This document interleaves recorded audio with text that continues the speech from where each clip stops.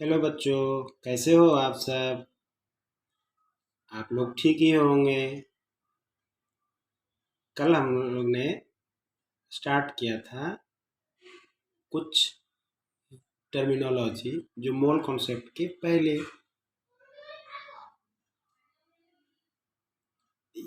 पढ़ा जाता है, याद रखा जाता है। तो आप लोग को याद होगा हम लोगों ने क्या क्या पढ़ा था। कुछ याद है? अगर नहीं याद है तो आज फिर थोड़ा सा रिकैप करते हैं हम लोग, जिसमें हम लोगों ने पढ़ा था मैटर के बारे में, मैटर का क्लासिफिकेशन। क्लासिफिकेशन में भी हम लोग पढ़े थे केमिकल क्लासिफिकेशन, केमिकल क्लासिफिकेशन। उसके बाद पढ़े थे हम लोग कुछ एटम के बारे में, जो क्या है, building material of an element है। मॉलिक्यूल के बारे में पढ़े थे हम लोग। आयंस के बारे में पढ़े थे। ये सब तो आप लोग देख लिए होंगे, पढ़ लिए होंगे, रिवाइव भी कर लिए होंगे। आप लोगों को मैं सजेस्ट करूँगा कि आप लोग कुछ बेसिक बुक्स भी पढ़ें, रेफरेंस बुक्स भी पढ़ें। आज हम लोग आगे बढ़ते हैं। मोल कॉन्सेप्ट पढ़ने से पहले कुछ कुछ और टर्म्स होते हैं, कुछ कुछ और टर्मिनोलॉजी होते हैं जिसको जानना बहुत ही आवश्यक है। अब हम धीरे धीरे मोल कॉन्सेप्ट की तरफ बढ़ रहे हैं। तो उसमें सबसे पहला टर्मिनोलॉजी है, जो नेक्स्ट टर्मिनोलॉजी हो, atomic mass unit. Very very important, ये बेसिक है, बेस है। एटॉमिक मास यूनिट, जिसको हम लोग संकेत में AMU लिखते हैं। AMU, A for atomic, M for mass, U for unit.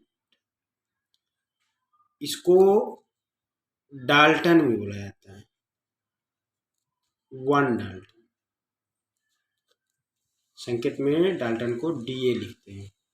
क्या लिखते हैं? DA। अब एटॉमिक मास यूनिट क्या होता है?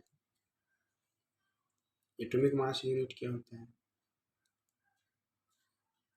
एटॉमिक मास यूनिट का परिभाषा है, को हम लोग डिफाइन करते हैं कि it is that means atomic mass unit is equal to 1/12 of the actual mass of an atom of carbon 12 isotope. Carbon 12 isotope. अब ये कार्बन 12 आइसोटोप का क्या मतलब है?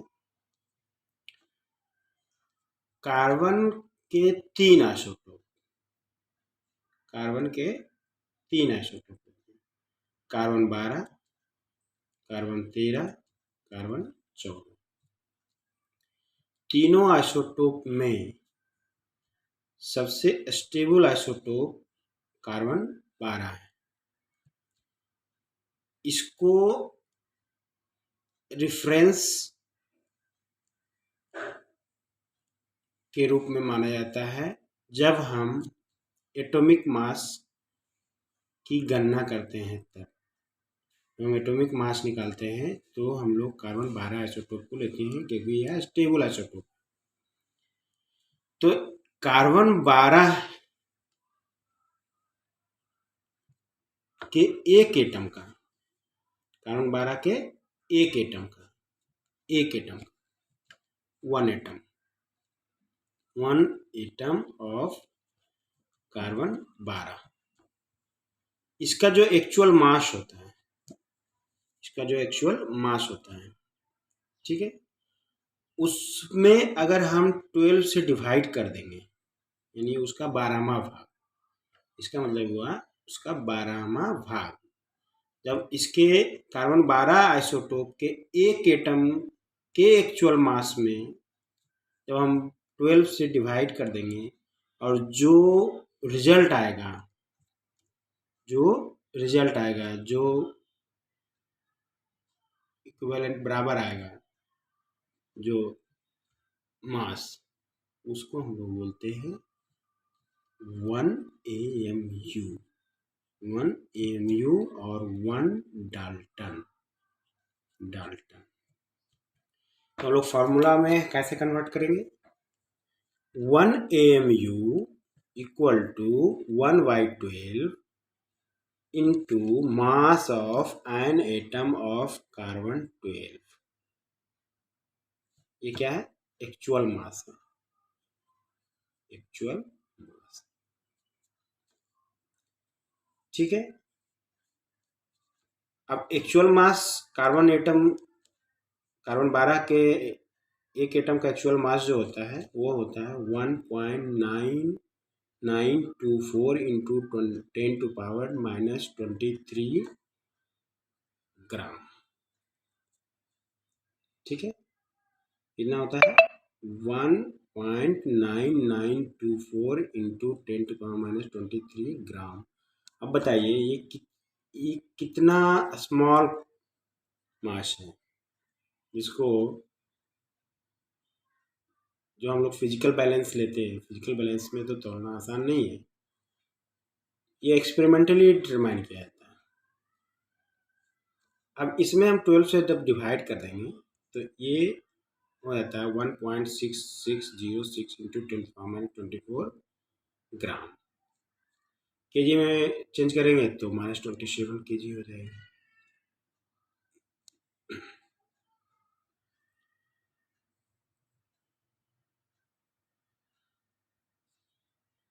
ये हो गया 1 AMU, 1 एटॉमिक मास यूनिट।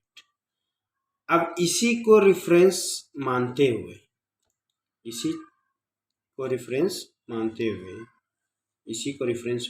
हुए हम लोग जो पढ़ते हैं, हम लोग जो निकालते हैं किसी भी दूसरे एलिमेंट का मास, है ना, एटॉमिक मास, किसी भी दूसरे एलिमेंट का एटॉमिक मास जब हम निकालते हैं तो इसी AMU के रेफरेंस में निकालते हैं। यानी ये जो कार्बन 12 एटॉम का एक एटम का जो 12th पार्ट होता है, एक्चुअल मास के 12th पार्ट होता है, उसी से हम लोग आगे पढ़ते हैं, उसी से निकालते हैं। तो अब हम पढ़ते हैं एटॉमिक मास। इसी से निकल करके आया एटॉमिक मास, एक टर्म आया निकल करके एटॉमिक मास। तो एटॉमिक मास किसी भी एलिमेंट का एटॉमिक मास, वो तो कार्बन 12 आइसोटोप के एक एटम का एटॉमिक मास था। अब उसी को रेफरेंस मानते हुए किसी भी एलिमेंट के एटॉमिक मास को कैलकुलेट करते हैं। चलिए यहाँ लिखा हुआ है, टर्म है relative atomic mass.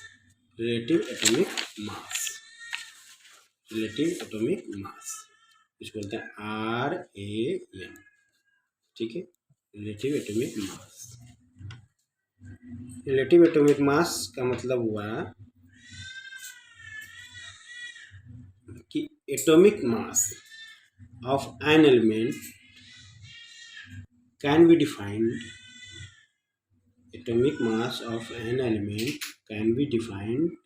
as how many times the mass of one atom of the element is heavier in comparison to 1 AMU।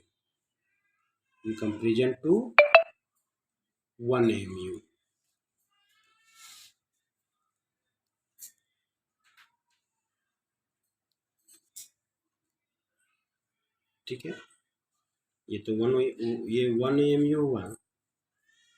तो किसी भी एलिमेंट के एक एटम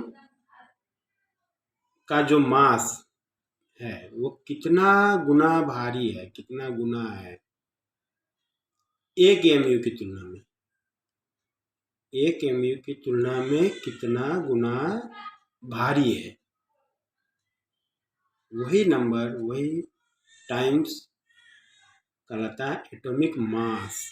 इसको relative atomic mass, relative atomic mass, क्योंकि यहाँ लिखा हुआ है, यहाँ हम लोग देखते हैं कि actual masses of the atoms could not be determined, लोग डिटरमाइन नहीं कर पाएंगे actual mass, but there relative mass could be determined, उसका रिलेटिव मास जो है डिटरमाइन कर सकते हैं, लेकिन एक्चुअल मास हम लोग डिटरमाइन नहीं कर पाएंगे बिना एक्सपेरिमेंट के।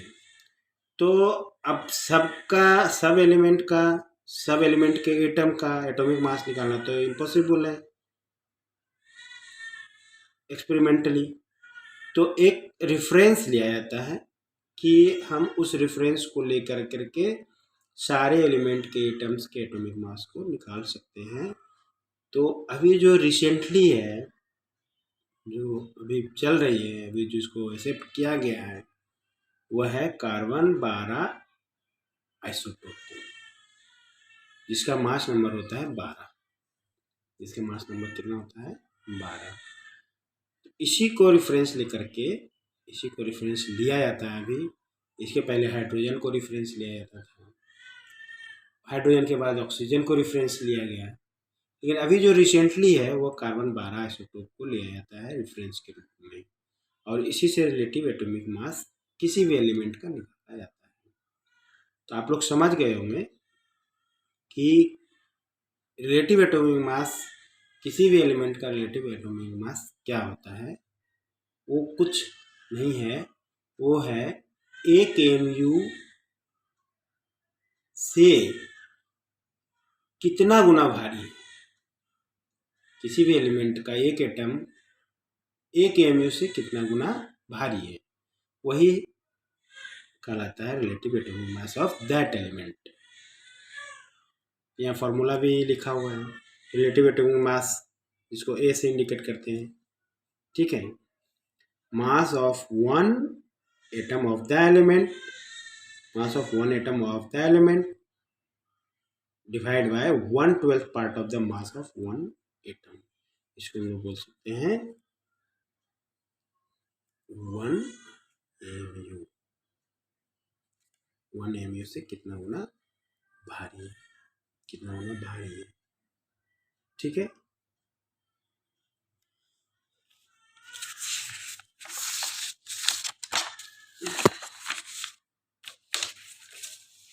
अब है कि यहाँ पर है atomic mass of an element, formula के रूप में दिया गया है, मास of one atom of the element divide by 1 mu। लेकिन एक्चुअल मास क्या होता है एलिमेंट का, एक्चुअल मास क्या होता है एलिमेंट का, हम तो एक्चुअल जानना चाहेंगे कि भाई एक्चुअल मास क्या है एलिमेंट, है ना। तो the atomic mass of an element in AMU, ये तो AMU में आएगा, ये जो आएगा atomic mass of an element जो आएगा वो AMU में आएगा, ये तो AMU में आएगा, ठीक है। अब 1 AMU में कितना ग्राम होता है, तो इतना ग्राम होता है, 1.66 इंटू 10⁻24 ग्राम, ठीक है। तो एक्चुअल मास क्या हो जाएगा, one atomic mass of an, the atomic mass of an element in AMU into 1.66 into 10⁻24 gram. यहाँ तक समझ में आया या नहीं आया? अगर समझ में आया तो हम लोग आगे बढ़ते हैं, अगर समझ में नहीं आया तो प्लीज़ कमेंट्स करके बताएंगे कि सर मुझे यहाँ समझ में नहीं आया, मैं यहाँ जानना चाहता हूँ क्या होगा, कैसे ऐसे हो रहा है। तो आप लोग कमेंट्स करके प्लीज़ बताएंगे, मैं उसको आपके डाउट्स को क्लियर करने की कोशिश करूँगा। ये तो हुआ कि एक एलिमेंट है उसका एक्चुअल मास हम लोग निकालते हैं या रिलेटिव एटॉमिक मास निकालते हैं। कुछ कुछ एलिमेंट ऐसे होते हैं, कुछ एलिमेंट ऐसे होते हैं जो आइसोटोप के रूप में पाया जाता है। आइसोटोप हम लोग आगे पढ़ेंगे, अगर आगे के चैप्टर में हम लोग पढ़ेंगे आइसोटोप क्या होता है और आइसोटोप उसका पूरा विवरण क्या होता है, उसके बारे में हम लोग आगे के चैप्टर में पढ़ेंगे। तो जब कोई एलिमेंट, जैसे अभी आइसोटोप में पढ़े कार्बन का कितने 3 है, कार्बन 12, कार्बन 13, कार्बन 14, है ना। तो ये 3 आइसोटोप। तो ऐसे आइसोटोप अगर रहेंगे, ऐसे एलिमेंट रहेंगे, तब क्या होगा उसका एटॉमिक मास, तब क्या होगा उसका एटॉमिक मास। तो उसके लिए होता है एवरेज एटॉमिक मास। क्या होता है? एवरेज एटॉमिक मास। एवरेज एटॉमिक मास क्या है? तो उसके लिए फॉर्मुलेट किया गया है m into a plus n into b divide by m plus n। Average atomic mass किसका? जो एलिमेंट आइसोटोपिक फॉर्म में रहता है, तो उसको तो एवरेज करके निकालेंगे ना, एवरेज में ही निकालेंगे। किसी कार्बन का पूछेगा तो तीनों को तो नहीं बता सकते हैं, क्लोरीन का पूछेगा तीनों तो नहीं बता सकते, हम लोग इसको एवरेज कर लेते हैं। तो m into a plus n into b divide by m plus n, ये मैथमेटिकल फॉर्मूला है। अब ए और बी क्या है? तो ए और बी है एटॉमिक मासेस ऑफ आइसोटोप। अलग अलग आइसोटोप के, जैसे इसका है, इसका अलग एटॉमिक मास होगा, इसका अलग एटॉमिक मास होगा, इसका अलग एटॉमिक मास होगा, है ना। तो ये यही है ए और बी जो है atomic mass of isotope in the ratio m कि वो प्रकृति में कितने रेशियो में पाया जाता है, कौन से रेशियो में पाया जाता है, वो एम अनुपात एम में पाया जाता है। एम एक जो एक आइसोटोप है, वन आइसोटोप है जिसका मास एटॉमिक मास ए है, वो कितना रेशियो में है? एम रेशियो में है। बी एन रेशियो में है। तो उससे हम लोग इस फॉर्मूले से निकाल सकते हैं। इसको कंठागर कर लीजिएगा, इसको याद कर लीजिएगा, क्योंकि न्यूमेरिकल जब बनाएंगे हम लोग, न्यूमेरिकल जब सोल्व करेंगे तो इसमें ये सब चीज़ें आएंगी। तो ये सब चीज़ों को याद करके रखना है। जो फॉर्मूला है फिजिकल केमिस्ट्री में, फॉर्मूला जैसे हम लोग मैथमेटिक्स पढ़ते हैं तो फॉर्मूला हमको याद रखना चाहिए मैथमेटिक्स में, मैथ में। उस तरह से फिजिकल केमिस्ट्री में हम लोग को फॉर्मूला याद रहना चाहिए। अगर फार्मूला याद नहीं होगा और हम समझ नहीं पाएंगे विषय वस्तु को, तो हमें न्यूमेरिकल बनाने में प्रॉब्लम होगा। फिर हम जो एग्ज़ाम बैठेंगे, जो एग्ज़ाम देंगे, परीक्षा में अगर क्वेश्चन पूछता है तो हम बता नहीं पाएंगे, फिर दिक्कत हो जाएगी। अब एक है कभी कभी परसेंटेज में क्वेश्चन दे दिया था, परसेंटेज में एबंडेंस है दोनों आइसोटोप का, 2 आइसोटोप या 3 आइसोटोप का परसेंटेज में एबंडेंस पाया जाता है ना। परसेंटेज में लिख दिया, न्यूमेरिकल में लिख दिया, हम लोग को क्वेश्चन देखेंगे परसेंटेज में आ रहा है ना। तो उसमें क्या है, तो उसमें हम लोग एवरेज एटॉमिक मास निकालते हैं। जब परसेंटेज में दिया जाता है तो x/100 इंटू ए, एक्स हुआ कितना परसेंट में है, एक्स और वाई हुआ percentage abundance of the two isotope. X into 100, x/100 sorry, x/100 into a plus y/100 into b. A और बी तो आप जान रहे हैं atomic mass of one isotope, atomic mass of second में आइसोटोप, और एक्स हुआ परसेंटेज में कितना परसेंटेज में आ रहा है, रह रहा है ना। तो हम इस फॉर्मूला से हम लोग लिखते हैं जब परसेंटेज में एबंडेंस पाया जाता है तब। और जब रेशियो में देगा, एक रेशियो में देगा, तो हम लोग इस फॉर्मूला का यूज़ करेंगे। जब परसेंटेज में न्यूमेरिकल में दे देगा तो इस फॉर्मूला का यूज़ करेंगे। Any doubt? तो डाउट होगा तो कमेंट्स में पूछ सकते हैं, हम उसको सॉल्व करने की कोशिश करेंगे। ठीक है। अब एक टर्म आता है gram atomic mass. Gram atomic mass, the atomic mass of an element expressed in grams is called gram atomic mass.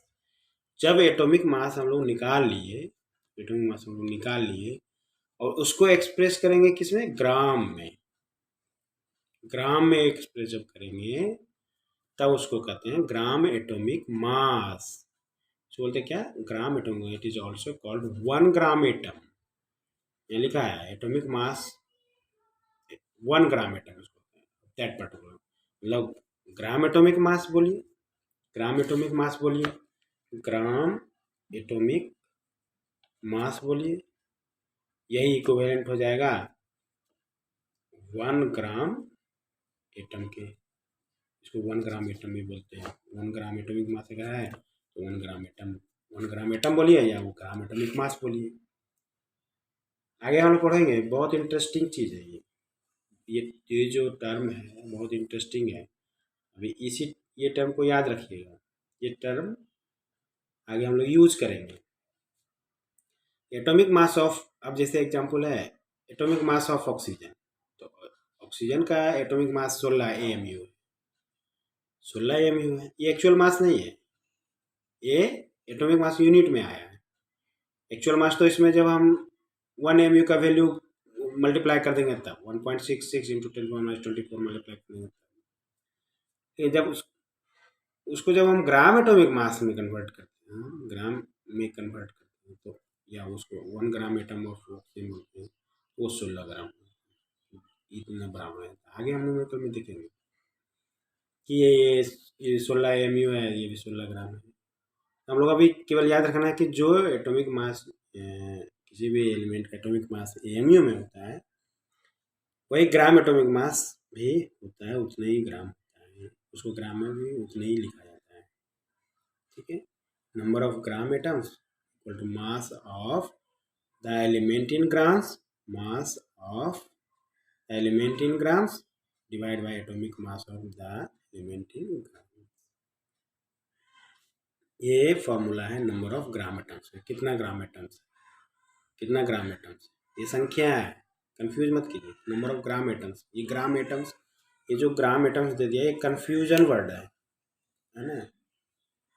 इस वो संख्या एक्चुअली एक संख्या है, तो संख्या हम कैसे निकालेंगे, तो उस संख्या को निकालेंगे कैसे कि जितना मास, कोई भी एलिमेंट का मास दिया हुआ है, न्यूमेरिकल जब हम सॉल्व करेंगे तो देखेंगे कोई भी मास दिया हुआ है, उस एलिमेंट का मास लिखा हुआ है, तो जितना लिखा हुआ है ना, उसको हम लोग उसके एटॉमिक मास से हम लोग डिवाइड कर देंगे, एटॉमिक मास हम लोग डिवाइड कर देंगे, है ना, जो ग्राम में दिया हुआ है। जैसे मान लिया जाए कि ऑक्सीजन का 32 ग्राम, सपोज कीजिए ऑक्सीजन का 32 ग्राम है ना, 32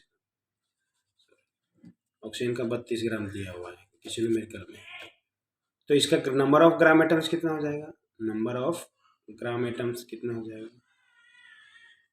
तो ये 32 ग्राम दिया हुआ है और डिवाइड कर देंगे इसके ग्राम एटॉमिक मास से, यानी 16 ग्राम से, 2 ग्राम एटम हो गया, 2 ग्राम एटम हो गया। ठीक है, उसी तरह से मॉलिक्यूलर मास, जब हम एटॉमिक मास समझ लिए तो मॉलिक्यूलर मास समझने में आसानी होगी, क्योंकि एटॉमिक मास एलिमेंट का होता है, मॉलिक्यूलर मास कंपाउंड का होता है। सेम है, उसी तरह से molecular mass of a substance is the average relative mass of its molecule as compared with an atom of carbon 12 isotope taken as, यानी इसको m से डिनोट करते हैं, तो m बराबर क्या हो जाएगा, मास of one molecule of the substance divide by 1 AMU, 1 AMU, इसको 1 AMU ही बोलते हैं ना, 1 AMU, यानी 1 AMU से कितना गुना भारी है, कितना गुना भारी है उस सबस्टेंस के 1 मॉलिक्यूल, उस सबस्टेंस के 1 मॉलिक्यूल के मास कितना गुना भारी है, वो मॉलिक्यूलर मास, इसको भी रिलेटिव मॉलिक्यूलर मास बोलते हैं। ये भी रिलेटिव है क्योंकि ये भी कंपेयर से निकाला जाता है। The mass of molecule is equal to sum of the masses of atoms present in a molecule. ठीक है, the mass of a molecule is equal to sum of the masses of the atoms present in a molecule। बहुत ही आसान है। जैसे molecular mass निकालना है H2O का, तो H2O में हाइड्रोजन 2 एटम्स हैं, 2 इंटू हाइड्रोजन का जो एटॉमिक मास है AMU में वो लिख देंगे, प्लस ऑक्सीजन का जो एटॉमिक मास होता है वो लिख देंगे। ये आप लोग रेफरेंस बुक में देख सकते हैं कि सभी एलिमेंट का आप लोग 9th में पढ़े होंगे, 9th में भी पढ़े होंगे कि एटॉमिक मास क्या क्या है, उसको याद भी कर लेना है। तो याद कर लेना, कम से कम 20 तक तो याद रहना चाहिए, 20 एलिमेंट तक एक उसका एटॉमिक मास जरूर याद रहना चाहिए, क्योंकि क्वेश्चन उसी से पूछते हैं। जब भी हमको एटॉमिक मास यूनिट याद नहीं रहेगा, एटॉमिक मास याद नहीं रहेगा किसी भी एलिमेंट का, तो हम लोग मॉलिक्यूलर मास भी नहीं निकाल सकते हैं। इसलिए इसको याद रखना बहुत जरूरी है, लोग याद करके रख लीजिएगा। उसी तरह से मॉलिक्यूलर मास है ऑफ H2SO4 का, सल्फ्यूरिक एसिड का। सल्फ्यूरिक एसिड में दो एटम हाइड्रोजन के हैं, एक एटम सल्फर के, 4 एटम ऑक्सीजन के। तो 2 इंटू 1.008 हाइड्रोजन का है ये एटॉमिक मास, 32 ये सल्फर का एटॉमिक मास, और 4 इंटू 16 ये ऑक्सीजन का एटॉमिक, क्योंकि 4 है। ये जब मल्टीप्लाई कर देंगे, तो इसको सोल्व कर देंगे, तो ये 98.016 AMU ये मोलिकुलर मास, जो relative molecular mass of H2SO4। Actual mass जब हम इसमें 1.66 इंटू 10⁻24 से मल्टीप्लाई कर देंगे, तो ये एक्चुअल मास आ जाएगा। ठीक है, ये एक्चुअल मास आ जाएगा जब हम करेंगे तब, नहीं तो ये AMU में ही रहने देते हैं। उस तरह से ग्राम मोलिकुलर मास है, जिस तरह से ग्राम एटॉमिक मास था उसी तरह से ग्राम मोलिकुलर मास है ना। तो the molecular mass of a substance expressed in grams is called gram molecular mass और 1 ग्राम मोलिक्यूल है ना। तो जैसे सल्फ्यूरिक एसिड का ये 98 AMU है, उसको हम ग्राम में व्यक्त कर देंगे तो 98 ग्राम हो जाएगा। ठीक है, तो number of gram molecules equal to mass of a substance in gram by molecular mass of the substance in example में देखेंगे, ये सब को याद करके रखना है। आज बस इतना ही, थोड़ा लंबी वीडियो बन जाती है, तो आप लोग ध्यान से पढ़ेंगे और मेरे चैनल को सब्सक्राइब भी करिए, लाइक भी कीजिए, कमेंट्स भी करिए और शेयर भी कीजिए, जहाँ तक सभी विद्यार्थियों के पास ये पहुँचना चाहिए, क्योंकि हम बहुत ही सिंपल लैंग्वेज में अपनी भाषा में आप लोग को पढ़ा रहे हैं। तो बाय बाय बच्चों, कल हम लोग मिलते हैं फिर से नए वीडियो में, और आगे इसको कंटिन्यू करते हैं। आप लोग थोड़ा बुक भी पढ़ लीजिएगा, थोड़ा बुक पढ़ने से नॉलेज ज़्यादा होती है। ठीक है, बाय बच्चों।